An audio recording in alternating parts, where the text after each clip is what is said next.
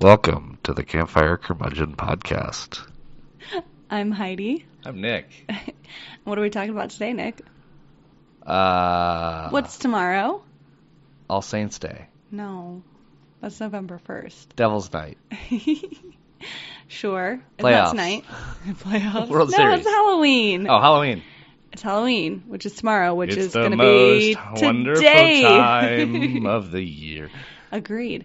Well, when you're listening to this, it's going to be today. So today is Halloween. Or if you listen to it, 3 months from now, it's Christmas. Shush.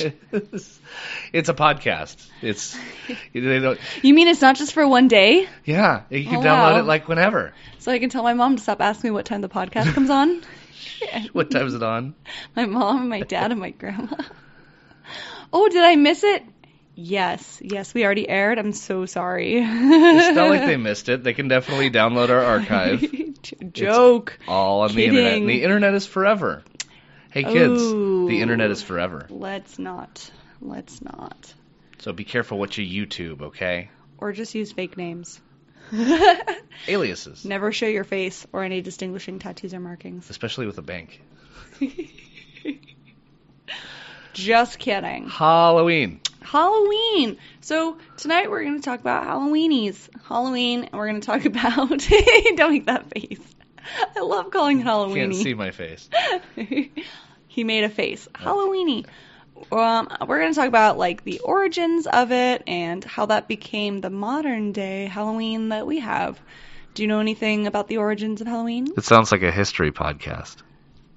Just a little bit. Okay. It's still spooky, though. Isn't Right. Halloween spooky? Yeah. Spoopy. Spooky ooky.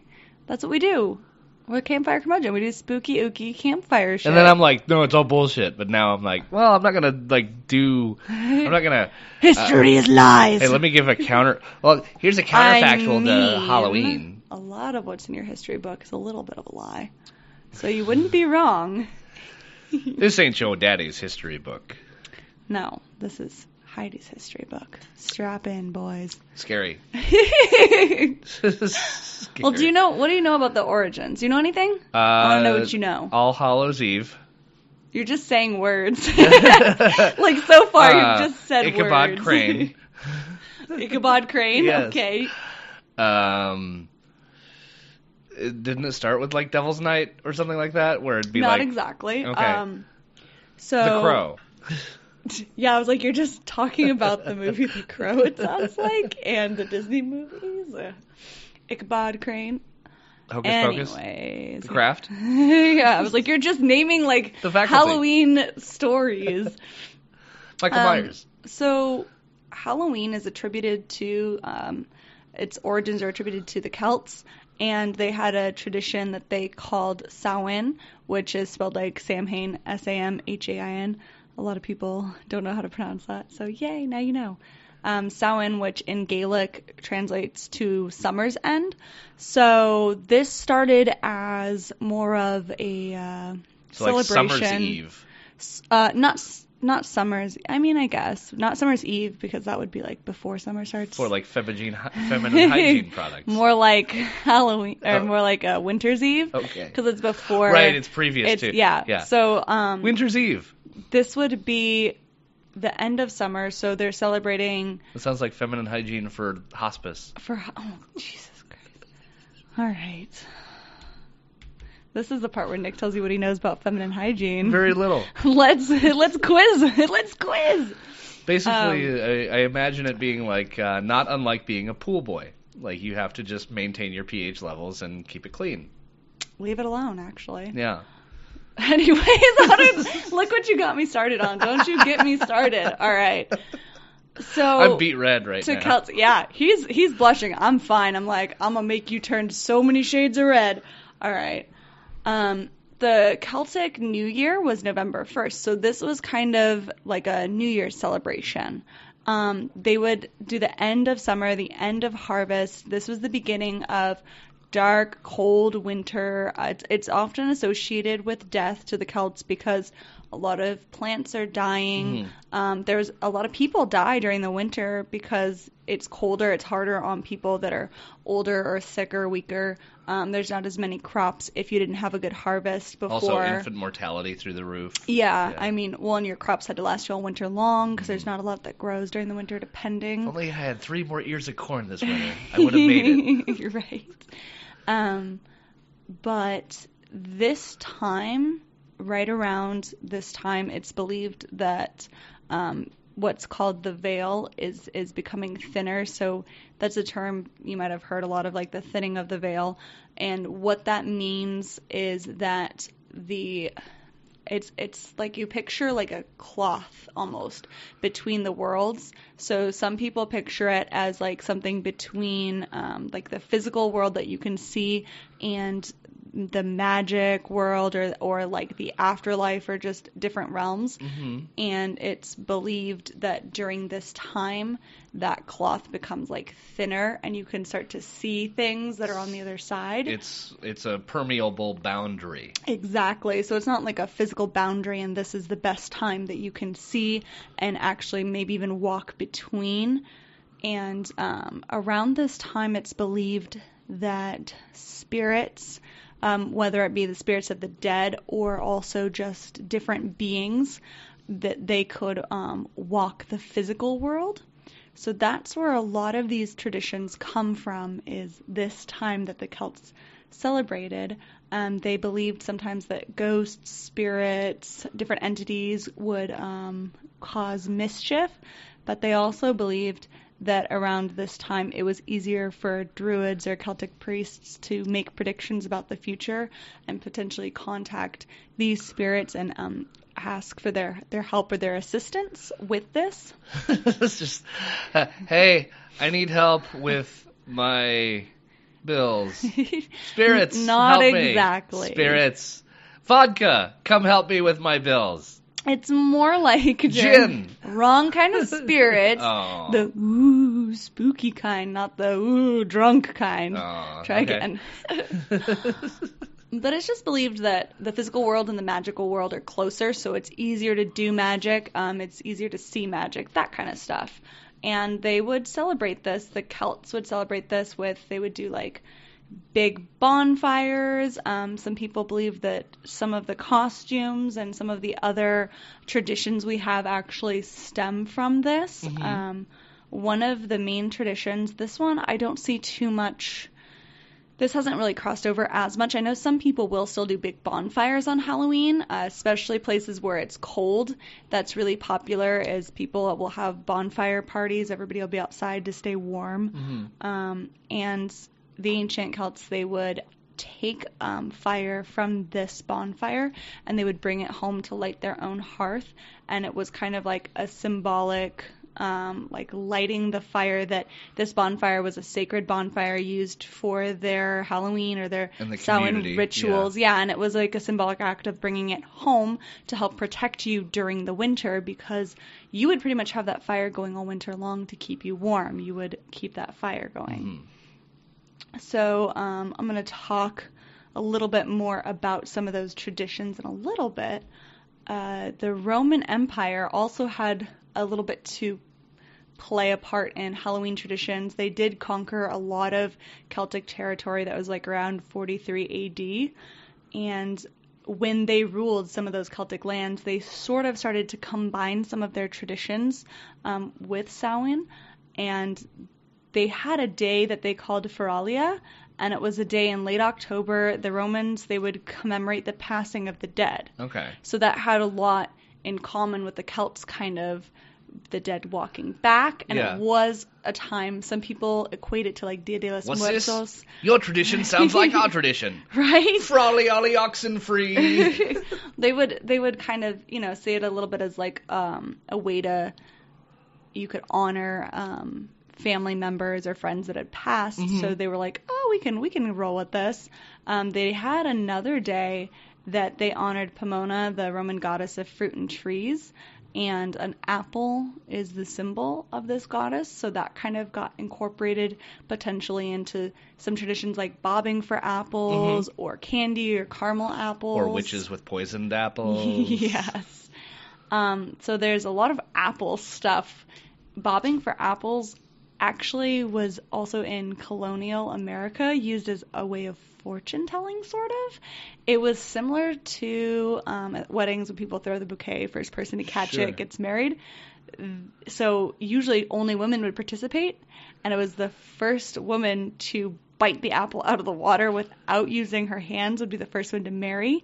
And eventually, actually, men began to participate too. So it was just the first person to get the apple. They would, by next Halloween, be married. So that became a tradition too. There was another tradition where you would peel an apple in one continuous strip. So, like, take a knife and you would just kind of keep peeling. And then young women, they would take the apple peel and just toss it over their shoulder. And they turn around and try to see a letter in the apple peel. And supposedly the letter that they saw would be the first initial of the Their man suitor. that they would marry. Yeah. So, like, if they had a couple different guys that they were thinking of, they'd be like, all right, should I choose this guy or this guy? Let's see. And hopefully they would see, like, one letter. Yeah. And if it was different, they'd be like, oh, neither of them. Got to find a guy whose letter starts with F. Yeah. Like, Or Q. Yeah. Quentin. they'd be like, Quentin. oh, man, there's only one guy in town with that one. I know Or it's maybe cool. nobody. Yeah. They're like, I'm destined to die alone. Back when being an old maid and that was an actual worry. Yeah, I mean, back when that was a worry. So, Halloween costumes. What do you know? I know that. I don't know anything about the origin of. You made like this face like you knew something, so I was like, oh, all right. Nick knows something. Nope. Ooh, Nick doesn't know Ignorant. something. Teaching Nick. Ignorant. Nick. That's your new hashtag. So, if you would dress up, so for Halloween costumes, because we have that thinning of the veil, when it's believed that by ancient Celts and other ancient civilizations that potentially the dead were coming back or different types of spirits were walking the earth, people believed that if they left their house after dark, they might run into one of these spirits. And if it was the spirit of somebody that was deceased that wasn't friendly to them, or if it was some kind of other creature that wasn't friendly, the fear was that something could happen to them. So they would wear masks or disguises or other costumes to try to blend in. So Gotcha. the theory was like, oh, I have to go run this errand after dark, or I stayed at my friend's house too late, now I have to go home. Better put on this mask, so if I pass a spirit, they'll just be like, yep, oh, another spirit, how are you tonight? And nobody Carry is a on. blessing and a Yeah. curse. And you would avoid that like attack or curse or whatever it was you thought that this spirit or entity could do to you. You would avoid that. And there was some other traditions too. This was a medieval custom called souling, and this was in Britain and Ireland. Poor people would knock on doors on November 1st, Hallowmas, or what was later known as All Saints' Day, and they would ask for food in exchange for prayers for the dead.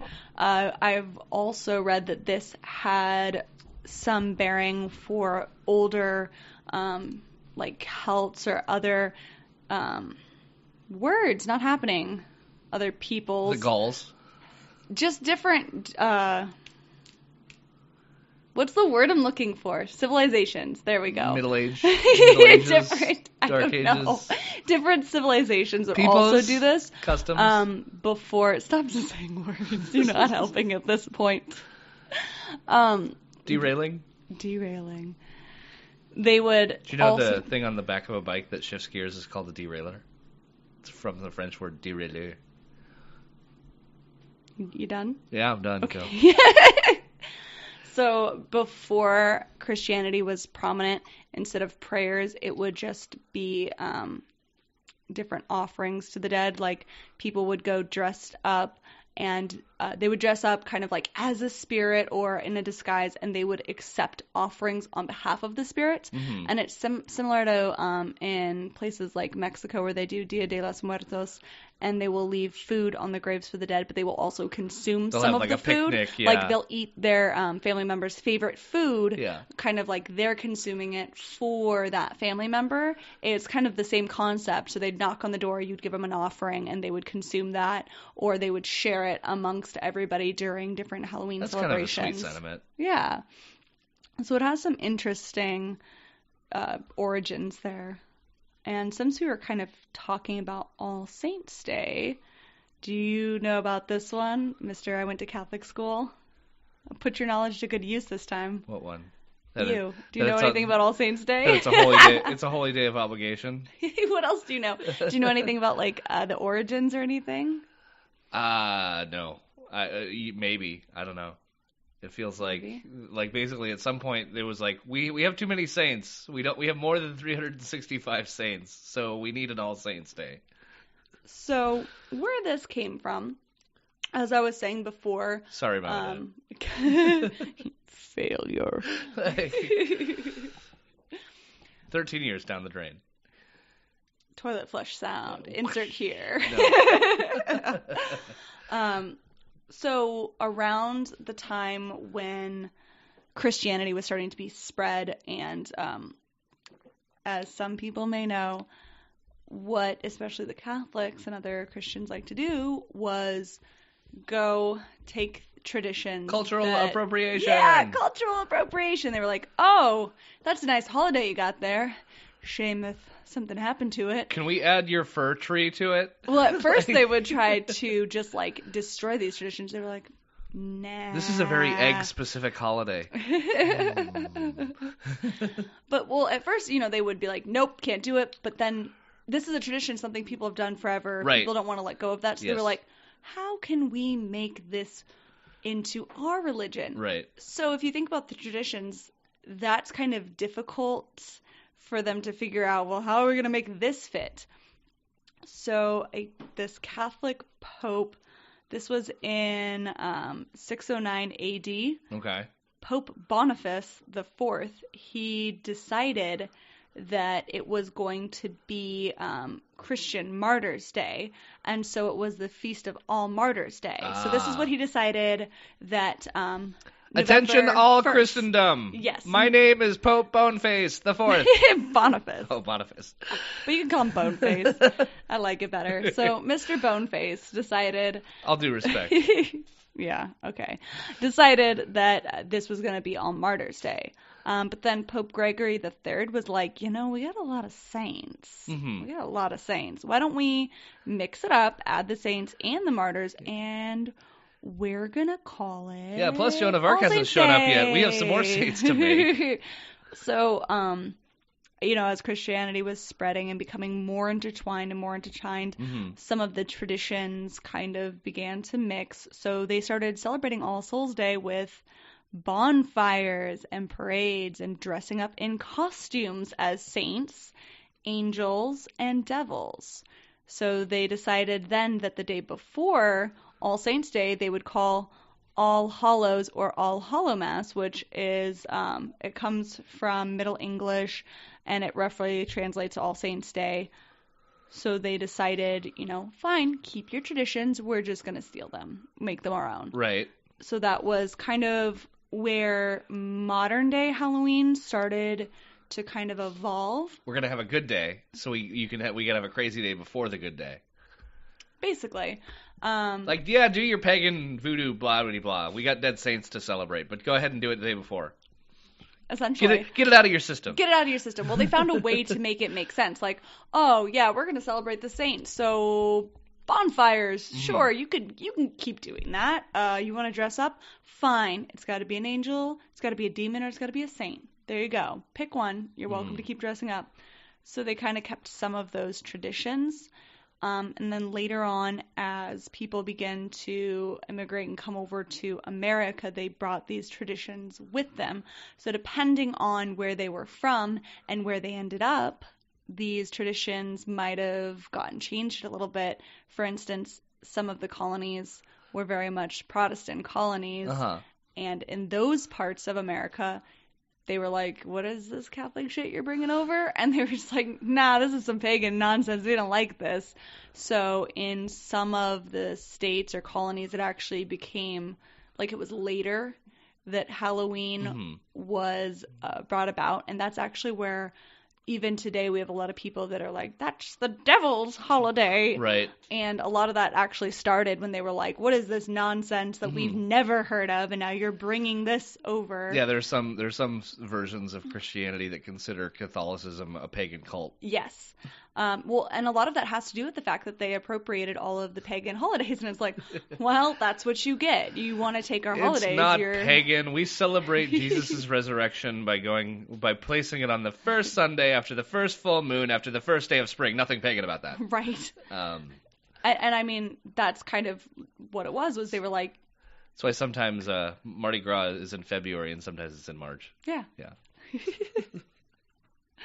But that's why a lot of these traditions might have gotten kind of intermixed with like that idea of like, ooh, this is spooky and evil and scary, because to the Celtic people, like, death and dying was this challenges my preconceptions. Yeah, it was just it was weird. Something that they didn't think of as like death in a way that we do nowadays. It wasn't like, let's put the dead people over here and forget about them. We don't talk about that anymore, which we kind of do. I mean, we don't know. I mean, I don't have a cemetery in my backyard, you know. Yeah. Not a legal one anyways. No, I'm just kidding. Good Lord. Joke. But, you know, we relegate it to, like, this area over here is where we put the dead people, and we don't think about it. Are you making a commentary about today's society? Yes, I am. That we treat death as we kind of take an antiseptic to it, Absolutely. And we compartmentalize it in a form of denial? Yes. Okay, moving on. You're welcome. But, you know, so to some of these people, even today, you still see the repercussions of that, like, ooh, this is spooky and evil, being intertwined with Halloween. Right. And like, ooh, this is a day to worship Satan. Just the day? I figure if you're going to worship Satan, it's not going to be one day a year. I'm just saying what people think. I'm just guessing. Mom. You should see the altar he has set up here. I am telling you. I'm just kidding. Kidding. Right. So as people brought these over, some people had these traditions where they would get together, they would have parties, they would have plays, depending on what part of what country that they were from and how Christian it had become and how intertwined the traditions had become. They would even have things such as like stories of the dead. So kind of like our campfire stories. Sometimes it would just be like fun stories like, oh, my dead uncle so-and-so, he used to do the funniest thing. Or sometimes it would be like scary stories. They would also tell fortunes, dance, sing, and mischief making. And some of that is also believed to have come from the Celts, where it was that thing where when people would come to your door dressed up and they would ask for an offering for the dead, it was, if you don't give me an offering for the dead are going to play tricks on you. Yeah, they're going to do something naughty. So that kind of got brought over too, to the point where there was all sorts of this weird was the birth vandalism. of organized crime, right? Like, nice. No, a lot of it was nice just, hedgerow you got like, here. Shame if something happened to it. Some was just stupid stuff like, we're gonna open, this farmer's gate and let out all his animals. It's like, how does that benefit anybody? Guess what? He sells those to the butcher, and the butcher sells that to you. You ain't gonna have no steak. Yeah. Like, who thought that was a good idea? But they would bring these traditions over, especially during the second half of the 19th century, when there was a lot of immigrants, especially the Irish, fleeing the Irish potato famine. And they brought over a lot of these traditions. Into the late 1800s, there was a move in America to make Halloween kind of more about community and get-togethers, because once again, they were trying to get away from like it coincided with like the harvest, pranks and stuff. They wanted it to be more of like a community thing, because I would imagine, if you're an Irish immigrant and people are like, we don't want you here, the last thing you want to do is be like, and we brought our devil worship with us. So instead they were like, no, it's about community, and we're going to get together and we're all going to have fun, right? We're going to have fun. So as people realize, like, this is kind of fun. By the 20th century, like it started ironically, like we're having fun, and they're all cringing, like, eh, and then they're like, hey, you know what? If we loosen up a little bit, they're like, this is actually kind of fun. Not that bad. So into the 20th century, it was already starting to become pretty commercialized. Not so much emphasis on anything religious. In fact, a lot of like the spooky ookiness had been dropped. A lot of anything that was like, oh, this is pagan or scary or witchcraft, it had become more of, some people actually say it's like similar to Thanksgiving. It was like, let's, I'll bring some food and let's all hang out. It becomes a kind of like, this. It loses a little bit of its religious tone. Like it's a secular holiday. Like it's a day to come together. Even less, I think, connotations than now around this time, especially into the 1920s. In the 1930s, there was a lot of parties. There still wasn't a lot of trick-or-treating. So trick-or-treating was still not something that was very common. It might have been common in certain communities and certain states, but overall, it was more of like a party night. And the vandalism and the pranks, those had actually carried over into the 1930s. In fact, in the 1930s, it was getting so bad. And that's where that, like, Devil's Night comes from, where people are like, Devil's Night! That feels pre-war. Like... Yeah, and this was the night before Halloween. A lot of people would call Devil's Night, and they would do all sorts of scary, pranks on people. So this vandalism, it had just gotten so out of hand that between the 1920s and the 1950s, community leaders would repeatedly try to be like, it's a fun family holiday, have your parties, and they were trying really hard to get people to tone down the just, recklessness. Like, they're like, stop and destroying chaos. Shit and have some fun. Be Invite nice your to family each other. over. Cut up a pumpkin. Yeah. Well, what they had done by 1950, a lot of the town leaders into the 50s, they had really limited the vandalism that was happening. And a lot of that was due to the large number of children at that time due to the baby boom. So during the 50s, there was a lot of young people. So they were like, they tried to turn this holiday into something that was like party for adults into more of like a children's holiday. So they really encouraged the trick-or-treating, and they tried to turn it from a thing that was like people going out and vandalizing till they actually actively tried to make it childish, like it's for young children. If you don't give them treats, they're gonna trick you. So they tried to make it seem like if you're doing tricks, you're a baby and you should be getting candy. You're a little like scamp, with the kids. You should be getting candy. Yeah, they were like, dress up and get some candy. So they turned it into, they were like, it's not very expensive, and they would repeatedly tell people like it's a low price to pay, give the kids some candy and they're not going to destroy shit. They kind of really, the community leaders would like spread this message to the adults. That's really good social engineering. Yeah, like, hey, it doesn't cost us much to buy a couple bags of candy, hand the candy out to the kids, and they're not going to break shit. I just imagine like a mayor and a chief of police just completely beleaguered because last year was a like damn train wreck. Right? Just, like, what do we do? This time we don't want them to start the town hall on fire again, so why not bribe them with some candy? Hey, chiefs, I got an idea. How about we tell them it's for kids, you see? Yeah, exactly. They were like, so mainly, young people at this time were starting to participate. There were still those Halloween parties that adults had, but a lot of it was more like family friendly. Bring the youngsters, they'll bob for apples, they'll, do all of this stuff that they have no idea where it came from. That's fine. They'll dress in blackface. And, yeah. That's a whole other podcast on offensive costumes right there we could do. Right. But basically, they were like, hey, kids, don't be assholes. Have some treats instead of tricks. There you go. And it worked for the most part. We have had some years and some decades, I guess, where there was a lot of violence, a lot of fires, a lot of Devil's Night shit that had gone on. But for the most part, Halloween has been successfully turned into something commercialized and a fun way for people to have holidays, have a fun holiday and indulge in a fantasy, like be who you want to be just for a night. It's I guess you could say relatively new. Probably like I want to say the 80s is really when Halloween started to become like an adult celebration again, where Yeah. adults dress up, and a lot of that has to do with you can sell more costumes to adults that have money. And then they're more expensive. Yeah. Usually. Like, I mean, if the kid's costume is $20 or $30, the adult costume is like, $200 or $300. the more depending on what- commercialized it became, the more they were like, hey, let's get back into having adults have parties. Yeah. Because usually adults wouldn't really dress up at the parties and stuff before. Maybe like something simple, but it wasn't as elaborate as nowadays. So that kind of became a holiday that, once again, adults and kids can both participate in. It's just interesting that now trick-or-treating is, I would say, extremely prevalent. Prevalent. Yeah, I was like, whoa, I mixed up some letters in there. And no, I haven't been drinking. For shame.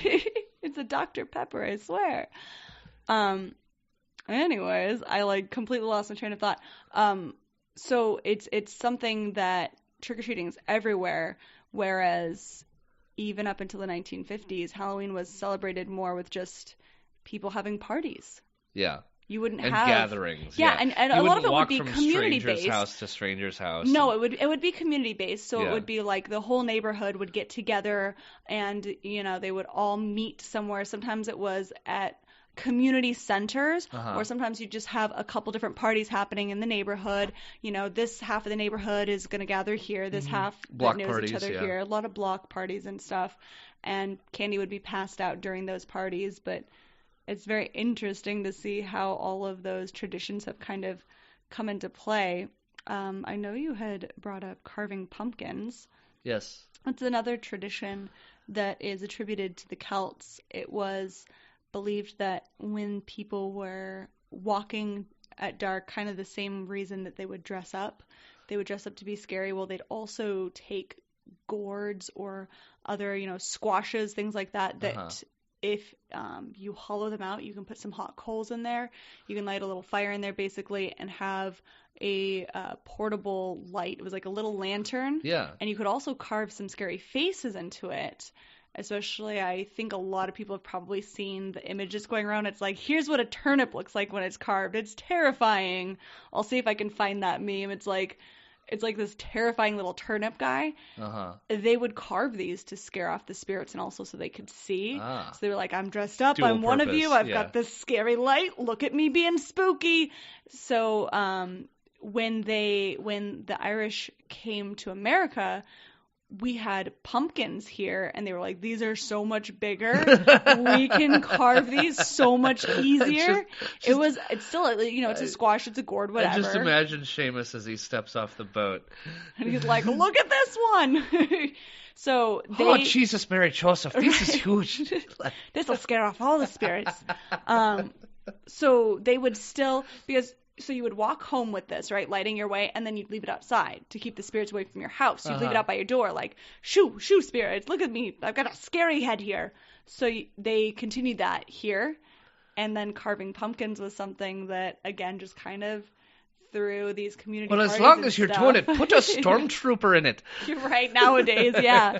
But it just got, molded into the rest of the traditions, and now it's like, we still do that to this day, but now, yeah, it's more of like an artistic show off how great your skills are, carve something weird. That's kind of neat. Just like the hybridization of the jack-o'-lantern. Yeah. Yeah.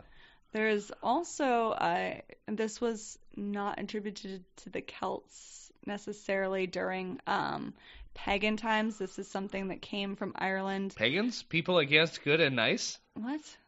Is that a thing? I've not heard that. You're raising your eyebrow like, yeah, haven't you heard? Yeah, haven't you? No, I haven't, actually. Okay, you need to watch the 1987 movie Dragnet with Tom Hanks and Dan Aykroyd. Oh, I've seen it. I just don't remember that. The villains were pagans. People I against see. good and Okay, all nice. right, I gotcha. You're throwing me off. What was I even saying? Thanks a lot. You see, you do this. What was I saying? Nicholas Jones. I'm going to have to pause this and record it to figure out what I was rewind it to figure out what I was talking about. We're not doing that. We're not doing that. We're pushing We're forward. pushing forward.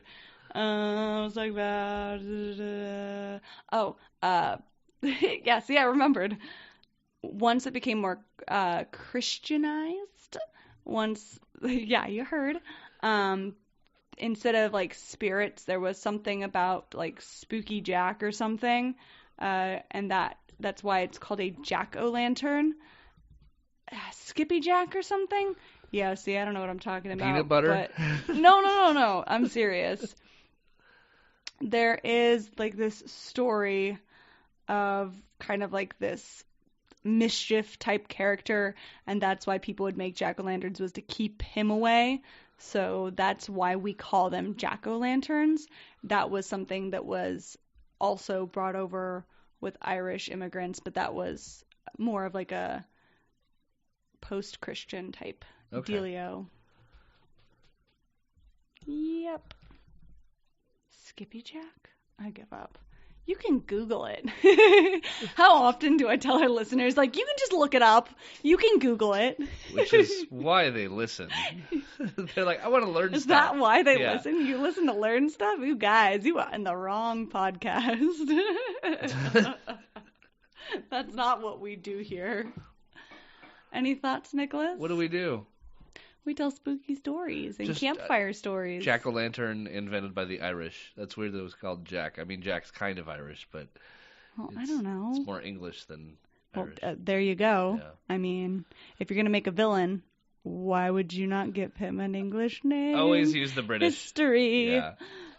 All right. Well, I know that we had mentioned last week that our contest is coming to an end. Yes. Shall we get a hat, get some names, and do a drawing? Not right now. Not right now? What, you want to push it back another week? Yes, one more week. All right, guys. You've got one more week. For realsies this time. This is our last week. We've only got one tote bag to give away, so you better participate and get those names in. Yeah? Review us on iTunes, yes. Give us 5 stars. Give us 5 stars. I don't think we can do that. Isn't that bribery? Yes. It is. We're bribing you now.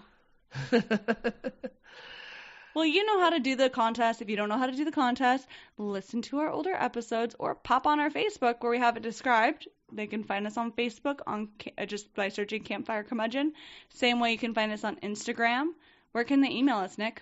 campfirecurmudgeon@gmail.com. Where can they tweet at us? At CF Curmudge. You can also find us on campfirecurmudgeon.com, and we've got all the stuffs there. That's where you can listen to us on iTunes. And the phone number's also on that site, so you can call us. Leave us a voicemail. Leave us a spooky voicemail. Leave us something scary that happened to you on Halloween night. We'd love to hear about it. You can find us anywhere you can find podcasts. You found us already. You're listening. Give me something to do next episode by telling me stories that I don't believe. All right. Thanks, guys. Keep the campfire burning. Bye.